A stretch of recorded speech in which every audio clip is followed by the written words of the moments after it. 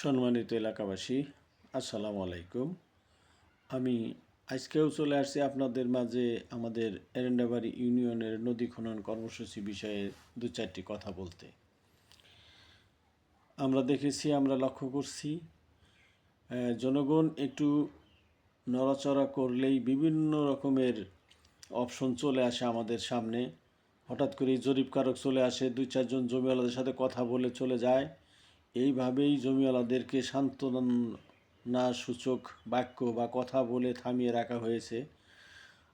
আমি বিশ্বাস করি একটি কাজ, এত হাজার হাজার কোটি টাকার কাজ সরকার বাস্তবায়ন করার লক্ষ্যে উদ্যোগ নিয়েছে, সেখানে আমার জমি কতটুকু পড়লো, আমি কয় টাকা পাবো, কোথায় পাবো, কার কাছে পাবো, আমার পেপারস কী দিতে হবে, কখন দিতে হবে, কোথায় কী করতে হবে, এই সমস্ত বিষয়ে কোনো নিশানা নেই। পাশাপাশি নদী খননটা কোন দিক দিয়ে হবে সেখানেও কোনো দিক চিহ্ন বা দিক নির্দেশনা প্রকাশ করা হয় না।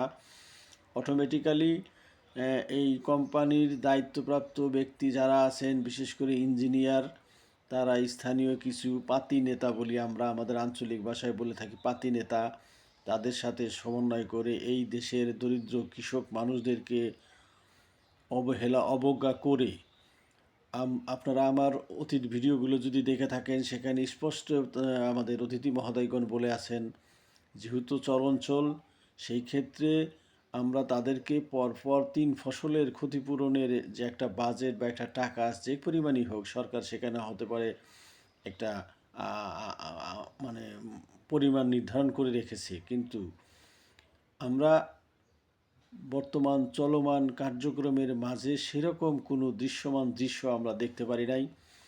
একটি সময় আমি আমার একটা বন্ধুর ফেসবুক আইডি থেকে একটি চিঠি পেয়েছিলাম, সেখানে উল্লেখ আছে যে টাকা আমাদের জেলা প্রশাসক মহোদয়ের অ্যাকাউন্টে চলে গেছে, সেখান থেকে হতে পারে আমরা সেই ক্ষয়ক্ষতির টাকার পরিমাণটা পাবো। আমার কথা হচ্ছে, এই প্রকল্পটি স্টার্ট হয়েছে আমার জানা মতে 2019 সালে। সেখানে আজকেও 1.5 বছর চলমান থাকার পরেও একজন কৃষকও তার ক্ষতিপূরণের টাকা পেল না। আমরা কিভাবে বিশ্বাস করব যে আমাদের এই কৃষকগুলো তাদের জমির ক্ষতিপূরণের টাকা পাবে?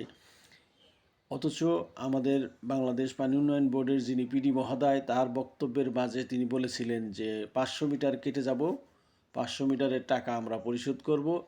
এইভাবে পর্যায়ক্রমে লেনদেন হবে, পর্যায়ক্রমে কর্মসূচি অগ্রসর হবে। হয়রাস আজকে 1 বছর 2 মাসেও আমরা তার কোনো নিশানা, তার কোনো সূচনা, তার কোনো চিন্তার চেতনা বা সেরকম কোনো দৃশ্যমান দৃশ্য আমরা দেখতে পারি নাই। আমি আমার এই ভিডিওর মাধ্যমে আমাদের মাননীয় জেলা প্রশাসক মহোদয় এবং আমাদের সম্মানিত ইউনো স্যার, পানি উন্নয়ন বোর্ডের পিডি মহোদয় স্যার সহ সকল কর্মকর্তা কর্মচারীর প্রতি বিনীত আহ্বান করব, আমরা যমুনা নদীর চরের মানুষ, আমরা জমি উপরেই নির্ভরশীল, আমরা জমি ছাড়া অন্য কোনো পেশায় এখানে নির্ভরশীল না। অতএব আমাদের জন্য বরাদ্দকৃত যাদের জমি পড়বে, যাদের সিস্টেমের মধ্যে পাওয়ার যোগ্যতা আছে, তাদেরকে এই ন্যায্য পাওনা এবং অধিকার থেকে যেন বঞ্চিত না করা হয়। সবাইকে ধন্যবাদ। আসসালামু আলাইকুম ওয়া রাহমাতুল্লাহি ওয়া বারাকাতুহু।